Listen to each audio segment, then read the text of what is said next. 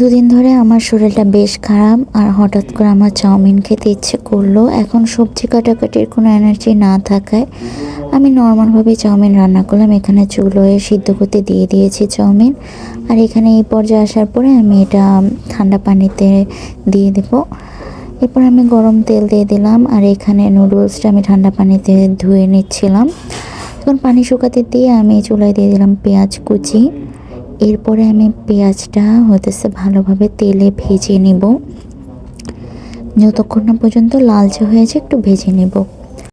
এরপর আমি একটা ডিম পেঁয়াজের ভিতরে দিয়ে দিলাম ফেটিয়ে। আর এটা আমি ভালো মতো ঝুরঝুরা করে পেঁয়াজের সাথে মিক্সড করে নেব। এরপর আমি দিয়ে দিলাম লঙ্কার গুঁড়ো। আর এটা দিয়ে আমি আবার ভালো মতো মিক্সড করে নেব, মানে নেড়ে নিব আর কি। এটা নেড়ে দেওয়া গেলে আমি সামান্য লবণ দিয়ে দেব পরিমাণ মতো। এরপর আবার সব কিছু মিলিয়ে নেব। এরপর আমি দিয়ে দেব সয়া সস, এরপরে দিয়ে দেব টমেটো সস। এরপরে এটা সুন্দর মতো আমি নেড়ে নেব যাতে সব কিছু ভালোভাবে মিক্সড হয়ে যায়।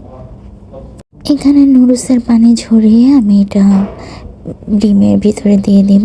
এরপর আমি ভালো মতো নুডলস আর ওই ডিমগুলো ভালোভাবে নেড়ে নিয়ে নেব।